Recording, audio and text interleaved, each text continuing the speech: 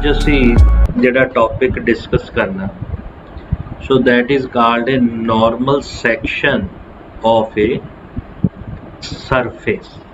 ठीक है जी।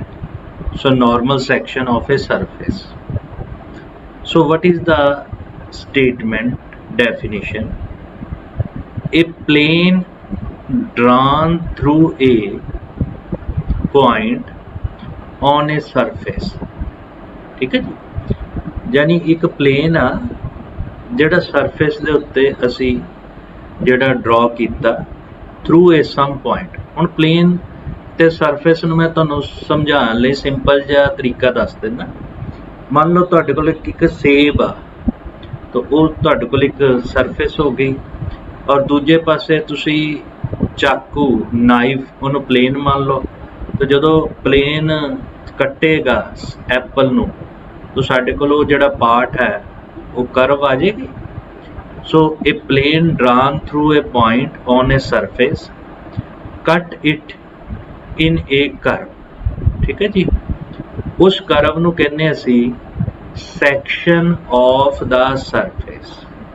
so ਪਹਿਲਾਂ ਤਾਂ ਇੰਨੀ ਗੱਲ ਸਮਝ ਲਓ ਕਿ plane ਨੇ surface ਦੇ ਨਾਲ ਜਿਹੜਾ ਕੱਟ ਕੀਤਾ, ਤਾਂ ਜਿਹੜੀ curve ਬਣੀ ਉਹਨੂੰ ਅਸੀਂ ਕਹਿੰਦੇ section of the surface। अगर प्लेन ਨੂੰ ਇਸ ਢੰਗ ਦੇ ਨਾਲ ਡਰਾ ਕੀਤਾ ਜਾਵੇ ਕਿ ਉਹਦੇ ਅੰਦਰ ਨਾਰਮਲ ਆਫ ਦਾ ਸਰਫੇਸ ਹੋਵੇ, then curve is called normal section। तो normal section basically curve है, otherwise it is called oblique section। तो normal section ਦੇ ਵਿੱਚ normal ਜਿਹੜਾ ਹੈ ਉਹ plane ਦੇ ਵਿੱਚ ਹੋਏਗਾ, लाई करेगा, तो ਉਹਨੂੰ normal section ਕਹਿੰਦੇ ਆ। और अगर नॉर्मल सैक्शन नहीं है तो ਉਹਨੂੰ ਅਸੀਂ ਓਬਲੀਕ ਸੈਕਸ਼ਨ ਕਹਿੰਦੇ ਆ। ਤੁਸੀਂ ਯਾਦ ਕੀ ਰੱਖਣਾ, ਇਹ ਤਾਂ ਡੈਫੀਨੇਸ਼ਨ ਆ ਜੋ ਕਿ ਪਤਾ ਹੋਣੀ ਚਾਹੀਦੀ। ਅਗਰ ਤੁਹਾਡੇ ਕੋਲ ਨਾਰਮਲ ਸੈਕਸ਼ਨ ਹੈ ਤਾਂ ਪ੍ਰਿੰਸੀਪਲ ਨਾਰਮਲ ਤੇ ਯੂਨਿਟ ਨਾਰਮਲ ਵੈਕਟਰ ਇਹ ਦੋਨੋਂ ਆਪਸ 'ਚ ਪੈਰਲਲ ਹੋਣਗੇ। ਸੋ ਅਗਰ ਉਹ ਪੈਰਲਲ ਹੈ ਤਾਂ ਅਸੀਂ ਇਹਨੂੰ ਬਾਈ ਕਨਵੈਂਸ਼ਨ ਇਕੁਅਲ ਯੂਜ਼ ਕਰ ਲਈਏ। वैसे तो स्केलर मल्टीपल हुंदा, पर असी इनू इक्वल यूज कर लीए। So what you remember in case of normal section, principal normal ते जिहड़ा साडे कोल नॉर्मल टू सरफेस है they are equal, but in case of oblique section they are not equal. तो नॉर्मल सैक्शन दे विच ये पैरलल हुंदा और दूसरे पार्ट दे विच ये पैरलल नहीं हुंदा। सो इन्हां नूं आपां जिहड़ा है वो अपने माइंड दे विच बिठा लेना। हुण असीं फाइंड की करना, करवेचर फाइंड करना किहदा, नॉर्मल सैक्शन दा, और किहदे विच in term of fundamental magnitudes. So fundamental magnitude क्या है, E F G L M ते साडे कोल N. So L M N E F G ये साडे कोल आ गया। सो पहला आर्टिकल जिहदे च करवेचर फाइंड करना। So this is very important article expected for examination। So what is the statement? आ जिहड़ा इहनूं कहंदे kappa, this is not K which is a kappa, kappa n असीं ले लिया curvature of normal section। ठीक है। Then show that its value is equal to ਇਹਦੇ बराबर, this equation ਦੇ बराबर। सो इहनूं याद भी रखना कि नॉर्मल सैक्शन का करवेचर असी किद्दां फाइंड आउट करना, और उहदा नाम असी की रख लिया, कैपा एन रख लिया। So this article is very important expected for examination. लो जी, साडे कोल असी इहदा प्रूफ करन जा रहे हैं। So first what is the proof. तो पहला तो एक गल मैं रिपीट कर दिना, तुहाडे कोल 3 परपेंडिकुलर एक्सिस हुंदे और 3 परपेंडिकुलर एक्सिस नूं आपां टी एन बी दे नाल राइट करीदा। T tangent unit tangent vector हो गया। तो दूजा साडे कोल, सो इत्थों स्टार्ट कर ली, मान लो this is a T vector, T unit tangent vector, और दूसरा मैं एन वैक्टर ले लिया, सो प्रिंसिपल नॉर्मल वैक्टर, और थर्ड साडे कोल बाई नॉर्मल वैक्टर्स। ये आपां ऑलरेडी पढ़ चुके हैं। और ये राइट हैंडेड रूल सैटिस्फाई करते हैं टी एन बी है ना, टी क्रॉस एन बी के बराबर, एन क्रॉस बी टी के बराबर and B cross T N के बराबर। सो पहला तो असी इस चीज़ को रख लिया। So what is T vector, T के उत्ते कैप लैनी, कैप ले लो। सो सिंपल टी लिख लिया। So this is a unit tangent vector, unit tangent to the normal section, ਜਿਹੜਾ ਸਾਡੇ ਕੋਲ normal section ਹੈ ਜਿਹਦੀ ਆਪਾਂ ਡੈਫੀਨੇਸ਼ਨ ਕੀਤੀ ਹੈ, ਉਹਦਾ ਯੂਨਿਟ ਨਾਰਮਲ ਵੈਕਟਰ ਲੈ ਲਿਆ at any point, ਕਿਸੇ ਵੀ ਪੁਆਇੰਟ ਦੇ ਉੱਤੇ ਯੂਨਿਟ ਟੈਂਜੈਂਟ ਵੈਕਟਰ t ਆ ਗਿਆ। ਆ ਪ੍ਰਿੰਸੀਪਲ ਨਾਰਮਲ ਆ ਗਿਆ ਔਰ ਇਹ ਸਾਡੇ ਕੋਲ ਬਾਈ ਨਾਰਮਲ ਆ ਗਿਆ, ਰਾਈਟ ਜੀ। और तुहानू पता टी तुहाडे कोल दा फार्मूला की हुंदा D R vector bye D S, और इनू तुसी लिख सकते आर वैक्टर डैश। सो ये साडे कोल ओहदी वैल्यूज आ गई। दैन वट इट मीनस, एक बारी फिर इनू डिफरेंशिएट किया विद रिस्पैक्ट टू एस नाल, तो आर डबल डैश हो गया। So this vector is T dash. तो साडे कोल फ्री नेट फार्मूला दे नाल टी डैश की वैल्यू किहदे बराबर हुंदी, कैपा एन वैक्टर, याद आ गया ना। टी डैश फिर साडे कोल आ गया बी डैश ते एन डैश, तिन्नां दी वैल्यूज फाइंड आउट करी दी है, वो साडे कोल आ गया कैपा एन वैक्टर। कैपा की हुंदा करवेचर। हुण आपां काम किहदे च कर रहे हैं, नॉर्मल सैक्शन च। तो जे नॉर्मल सैक्शन च काम कर रहे हैं, so in case of normal section तो साडे कोल कैपे दी वैल्यू हो जाएगी कैपा एन, क्योंकि मैं दा नाम ही कैपा एन नॉर्मल रखिया। दूजा जिहड़ा एन वैक्टर है ते जिहड़ा साडे कोल यूनिट नॉर्मल वैक्टर है, ये दोनों आपस च बराबर हो जाएंगे, because we are working in the normal section of the. तो नॉर्मल सैक्शन दे विच अगर आप काम कर रहे हैं, so this value is R double dash which is equal to आ कैपा कन्वर्ट हो गया कैपा एन दे विच, और जिहड़ा साडे कोल एन वैक्टर है इनू एन भी रख सकते हैं, और उहदी वैल्यू पुट की तो एन कैप दे विच इनू आपां यूज कर लिया। So this is equation number 1। अगर मेरे को इक्वेशन नंबर 1 आ गया, नाउ मैं वैल्यू कि फाइंड आउट करनी, मैं करवेचर फाइंड आउट करना, यानी कैपा एन फाइंड आउट करना। Now taking dot product with N, so what we get are vector double dash dot N cap which is equal to kappa N cap dot N cap, unit vector dot product 1 हो गया। So ये तो तुसी kappa N की values find out कर ली। एक इहदे बराबर आ गई आर डबल डैश, नाल आ गया साडे कोल डॉट प्रोडक्ट एन। सो इनू मैं इक्वेशन नंबर 2 सबस्टिट्यूट करता, तो आर डबल डैश की मैं वैल्यू फाइंड आउट करती और उन्होंने इहदे विच सबस्टिट्यूट करता। सो सब तो पहला तुहानू पता सरफेस च जिहड़ा आर वैक्टर हुंदा, so this is a function of u and v। So first I differentiate this vector with respect to s, तो s नाल डिफरेंशिएट किया r डैश, सो ये आ गया D R by D U, curly R by curly U into U. So साडे कोल की आ गया r1 वैक्टर ते नाल आ गया u डैश, u का derivative with respect to s हो गया।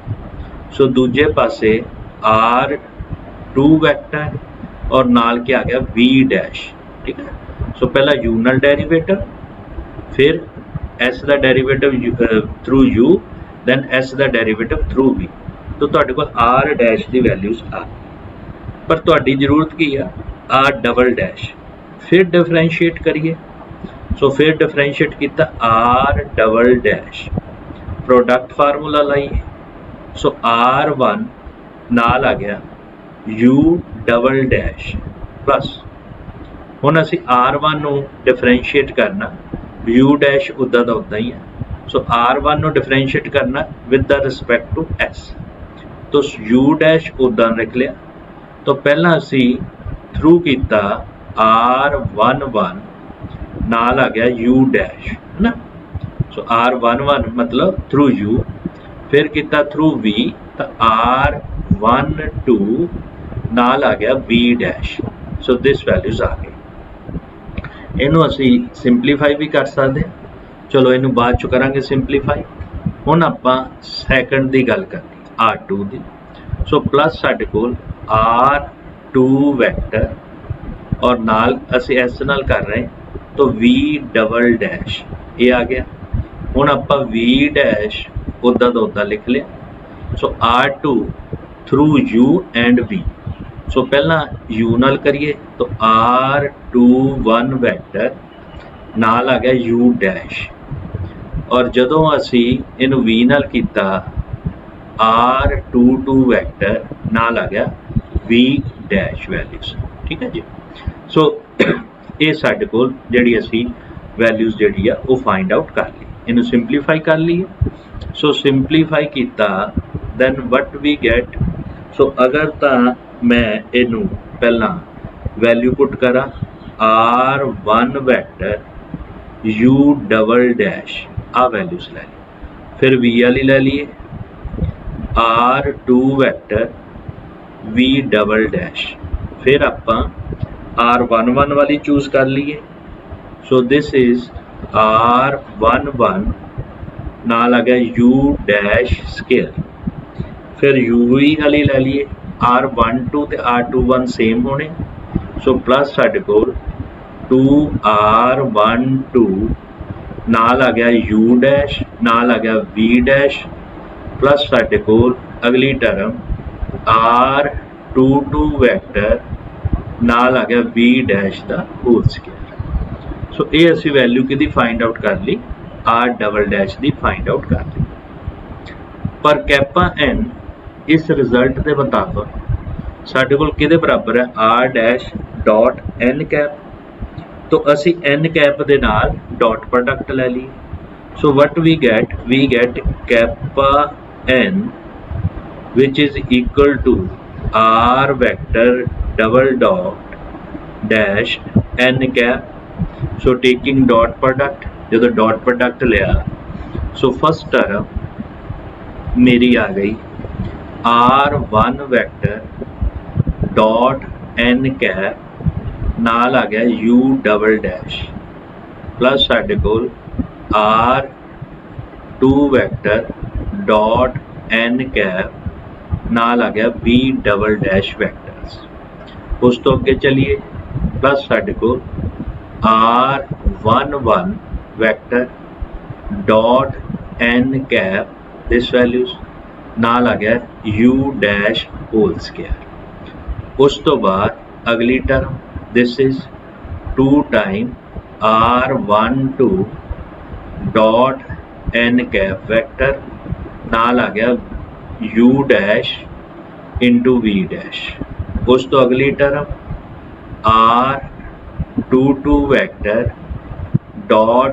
N कैप नाल आ गया V डैश दा होल स्केयर ये साडे कोल वैल्यूज आ now this values they are zero why zero जेड़ा R1 हुंदा it is the direction along tangent so सानू पता कि this R1 is a direction along tangents और N कैप या प्रिंसीपल नॉर्मल वैक्टर दोनों सेम हुंदे आ तो बोथ आर साडे कोल की आ परपेंडिकुलर है टेंजेंट ते यूनिट नॉर्मल वैक्टर सो यदी वैल्यू दोनों के डॉट प्रोडक्ट की कितनी हो जाएगी जीरो के बराबर हो जाएगी समझ आ गई गल so this values is equal to zero similarly this value is equal to zero क्यों जीरो है क्योंकि ये टेंजेंट वैक्टर वाला ये प्रिंसीपल नॉर्मल वाला दोनों परपेंडिकुलर है तो वैल्यू जीरो होगी इदा ही ये भी टेंजेंट वैक्टर वाला और ये प्रिंसीपल नॉर्मल वैक्टर वाला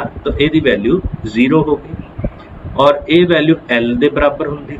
सो this is equal to capital L and this is equal to capital M by definition and this is equal to capital N। तो साडे कोल कैपा N दी वैल्यूज की बन गई, kappa N बन गया this 0। सो बाकी की बचा L साडे कोल U dash whole square plus साडे कोल 2M U dash V dash plus साडे कोल N V डैश दा होल स्क्वायर। असीं इहदा रिजल्ट फाइंड आउट करना किद्दां करांगे?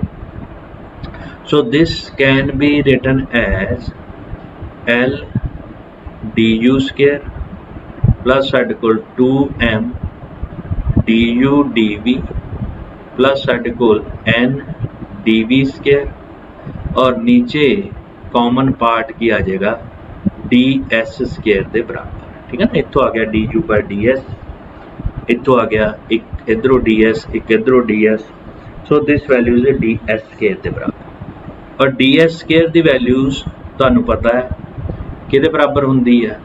सो that is equal to e du square plus 2f है ना। So this is can be written as L du square plus साडे कोल 2M du dv प्लस साडे कोल N dv square. So this is over साडे कोल E into du square plus साडे कोल 2f du dv प्लस साडे कोल G dv square. So what is this? This is a curvature of normal section. So remember that the formula curvature of normal section da की होएगा? So this is equal to L du square plus 2M du dv plus N dv square over E du square plus 2f du and dv and G into dv square। इस फार्मूले नू याद रखना ताकि असी जिहड़े क्वेश्चनस है उन्हां विच इस फार्मूले नू यूज कर सकीए। लो जी, उस तो बाद साडे कोल नैक्सट जिहड़ी थ्योरम आ गई। So this is again very important theorems. So ये एग्जाम च पूछी जाएगी, state and prove Meusnier theorem. State and prove Meusnier theorem. So what is the statement? This Kn, this is a curvature of normal section। normal section जिहदे च n ते capital N cap same हो जाते हैं। और what is this K? It is a curvature of oblique section। तो एक normal section दा हो गया, एक oblique section दा हो गया। through the same tangent, through the same tangent line। ठीक है जी। सो tangent line सेम और दोनों च एंगल दिता थीटा। तो एंगल अगर दोनों च थीटा है सैक्शन च, then we prove that the relation between curvature ਜਾਂ ਸਾਡੇ ਕੋਲ normal curvature and the oblique curvature, so that is equal to Kn into K cos of theta। सो पहला ਇਹਦੀ रिप्रेजेंटेशन ਨੂੰ समझ लो। तो ਤੁਹਾਡੇ ਕੋਲ दो सैक्शन आ गए, एक आ गया नॉर्मल और दूजा ਤੁਹਾਡੇ ਕੋਲ आ गया प्रिंसीपल नॉर्मल। ठीक है जी। एक आ गया साडे कोल along normal this section, this is a normal section आ गया क्योंकि ਇਹਦਾ ਜਿਹੜਾ प्रिंसीपल नॉर्मल ते नॉर्मल दोनों एक पासे ਨੂੰ जा रहे। आ सेक्शन बना लिया मैं येलो पार्ट वाला। ठीक, क्योंकि आ डायरेक्शन देखोगे नॉर्मल दी है, प्रिंसीपल नॉर्मल दी भी यही डायरेक्शन। तो ਇਹਦੇ ਵਿੱਚ इस सेक्शन दी प्रिंसीपल नॉर्मल ते नॉर्मल एक डायरेक्शनल है। So yellow is a normal section और दूजे पासे अबलीक दे विच पैरेलल नहीं होना। सो ਉਹਦੇ ਲਈ ਸਾਡੇ ਕੋਲ दिस आ गया। मान लो मैं दिस पार्ट ले लिया। सो दिस पार्ट ਸਾਡੇ ਕੋਲ आ गया। सो दिस इज ए अबलीक सैक्शंस और दोनों विच आ एंगल दिता। सो दोनों विच एंगल कितना है? थीटे दे बराबर। ये सानू गिवन दिता। आ साडे कोल टेंजेंट वैक्टर हो गया, नॉर्मल उहदे परपेंडिकुलर हुंदा। सो ये दोनों दे tangent along the same tangent line, तो दोनों लई टेंजेंट लाइन सेम है। नाउ दोनों का सानू करवेचर दिता और आपां इन्हां करवेचर दा रिलेशन जिहड़ा आ वो फाइंड आउट करना। सो मैं तुहानू जिहड़ी है इहदी पिक्चर डिफाइन करती है, हुण मैं इहदे प्रूफ वल आन लगा। So this is very very important result. So proof की गल करिए, प्रूफ है when the section is oblique. तो दो केसेस आ गए। मान लो पहला व्हेन सैक्शन इज ओब्लीक, ठीक है जी। उस केस की होना जिहड़ा नॉर्मल वैक्टर है ये पैरेलल नहीं होना unit normal. So very much clear एक चीज। हुण उस तो अगे चलिए। Now what we know that जिद्दां असीं पिछे कीता सी आर डबल डैश दी वैल्यू किहदे बराबर हुंदी kappa N vector. R double dash is equal to kappa N. ये आपां ओब्लीक सैक्शन की गल कर रहे हैं, oblique section. So oblique section च कैपा कैपा ही रहना और एन भी एन ही रहना। So what it means, it means n vector which is equal to r vector double dash over kappa, ठीक है जी। ये असी n की वैल्यू फाइंड कर ली। हुण थीटा की है angle between oblique section and normal section. ਇਹਦਾ मतलब ਜਿਹੜਾ ਸਾਡੇ ਕੋਲ थीटा आ गया it is a angle between vector n vector and n cap vector, ठीक है जी। ये दोनों का एंगल आ गया। जे एंगल आ गया so cos of theta which is equal to dot product of these two vector. और एक दी तुहानू वैल्यूज पता है किहदे बराबर R double dash dot N cap और नीचे वैल्यू साढ़े कोल कितनी आ गई कैपा के बराबर दिस वैल्यूज। तो R double dash dot N किहदा फार्मूला कैपा एन दा। So this is a kappa N over kappa. So by definition असी पिछले रिजल्ट च यूज किया सीगा। सो अगर साढ़े कोल ये वैल्यूज आ गई so what we get the relation between these two kappa N which is kappa into cos of theta, so which prove our result। ਉਹਦੇ ਨਾਲ ਸਾਡਾ ਜਿਹੜਾ ਰਿਜ਼ਲਟ ਆ ਗਿਆ ਕਿ ਅਗਰ कैपा n ਸਾਡੇ ਕੋਲ ਕਰਵੇਚਰ ਨਾਰਮਲ ਸੈਕਸ਼ਨ ਦਾ ਆ कैपा oblique ਦਾ ਆ so that is a relation between these two equations। so ਇਸ ਢੰਗ ਦੇ ਨਾਲ ਅਸੀਂ ਇਸ ਥਿਊਰਮ ਨੂੰ ਜਿਹੜਾ ਹੈ ਉਹ ਪ੍ਰੂਵ ਕਰਨਾ। So this is again a very important result। So उस तो बाद साढ़े को आ जाती है principal directions। So principal directions नाल दे नाल principal curvature ये दोनों चीज़ें आ जाती। So what is the principal आपां definition नू clear कर लिए। So this is a principal directions और इन्हां डायरैक्शनस नाल जिहड़ा करवेचर होएगा उन्हां असीं कहांगे प्रिंसीपल करवेचर।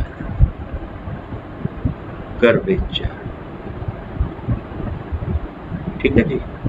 सो ये साडे कोल असीं इहदी वैल्यूज फाइंड आउट करनी। Now this value is equal to this value साडे कोल आ गया प्रिंसीपल डायरैक्शन ते प्रिंसीपल करवेचर। असी नॉर्मल सैक्शन फाइंड आउट किया और उस normal section which have greatest and least curvature. Normal section का करवेचर हो गया, उहदे च जिहड़ा मैक्सिमम वैल्यूज होएगी और मिनिमम वैल्यूज होएगी करवेचर दी उन्हां नूं असीं कहांगे that is called a principal curvature. So what is the definition? So definition is the normal section, ਜਿਹੜਾ ਸਾਡੇ ਕੋਲ normal section है, ਜਿਹੜਾ ਹੁਣੇ define ਕੀਤਾ, of a surface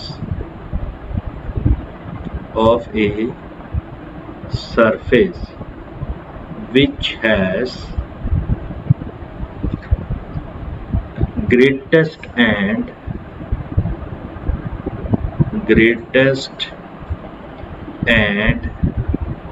least curvature। ठीक है जी।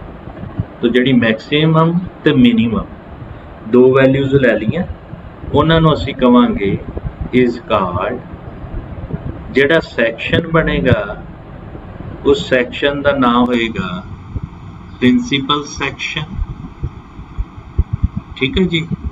ਔਰ ਉਸ ਤੋਂ ਬਾਅਦ ਜਿਹੜਾ ਸਾਡੇ ਕੋਲ ਕਰਵੇਚਰ ਹੋਏਗਾ along these direction, principal directions ਆ, ਉਹਨਾਂ ਨੂੰ ਅਸੀਂ ਕੀ ਕਵਾਂਗੇ ਕਿ that is called, ਉਹਨਾਂ ਨੂੰ ਅਸੀਂ ਕਵਾਂਗੇ ਕਿ principal curvature.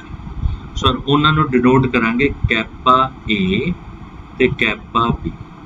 So what is this? This is a maximum ਤੇ minimum curvature ਹੋਏਗਾ। ਸੋ maximum and minimum curvature ਹੋਏਗਾ। ਔਰ ਕਿਸ ਡਾਇਰੈਕਸ਼ਨ ਨਾਲ ਹੋਏਗਾ? ਉਹ ਡਾਇਰੈਕਸ਼ਨ ਹੋਣਗੀਆਂ principal directions. So that is along the principal directions। ਔਰ ਇਹ ਆਪਸ ਦੇ ਵਿੱਚ ਮਿਊਚੁਅਲੀ ਪਰਪੈਂਡੀਕੂਲਰ ਹੋਣਗੇ। ਇਹ ਵੀ ਅਸੀਂ ਆਪਣੇ ਮਾਈਂਡ ਦੇ ਵਿੱਚ ਰੱਖਣਾ। ਨਾਓ ਪ੍ਰਿੰਸੀਪਲ ਕਰਵੇਚਰ ਅਸੀਂ ਕਿੱਦਾਂ ਫਾਈਂਡ ਆਊਟ ਕਰਨਾ?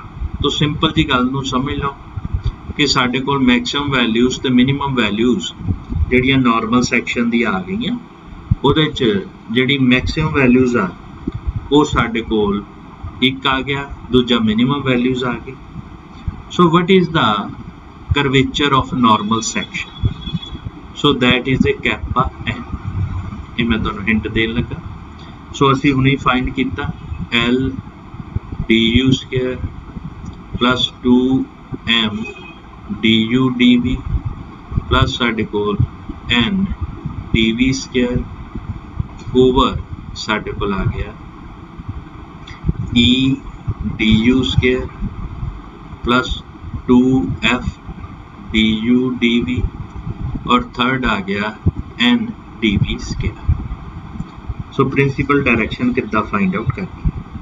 सो dv स्क्वायर नाल ऊपर और नीचे डिवाइड कर देंगे। So this value will become l lambda square plus 2m, इतने आ जाएगा du by dv, एक कैंसल हो गया, 2m du by dv plus n। So 2m lambda plus n over e lambda square 2f आ गया लैम्डा प्लस ई एफ के नाल g आ, सॉरी दिस इज g, इत्थे आ गया g। सो लैम्डे दी वैल्यू कितनी है? du by dv। ये तुहाडे कोल नॉर्मल करवेचर बन गया।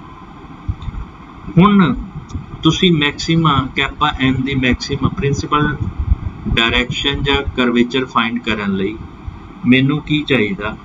ਮੈਕਸਿਮਮ ਵੈਲਿਊ ਕੈਪਾ ਐਨ ਦੀ ਚਾਹੀਦੀ। ਸੋ ਫॉर ਮੈਕਸਿਮਾ ਔਰ ਮਿਨੀਮਾ ਫਾਈਂਡ ਆਊਟ ਕਰਨਾ, ਉਹਦੇ ਨਾਲ ਕੀ ਹੁੰਦਾ? Derivative of kappa N with respect to lambda kappa N, this value is equal to 0।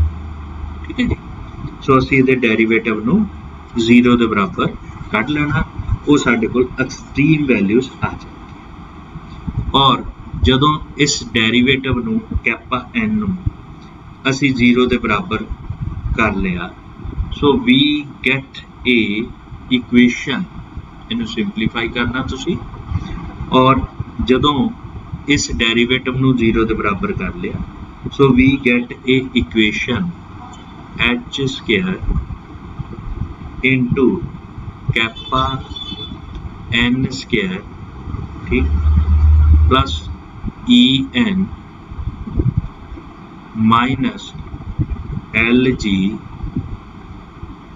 minus 2fm into kappa n, फिर आ गया plus T square equal to 0। So T square ਤੁਹਾਡੇ ਕੋਲ ਕਿਹਦੇ ਬਰਾਬਰ ਹੁੰਦਾ ln minus m square।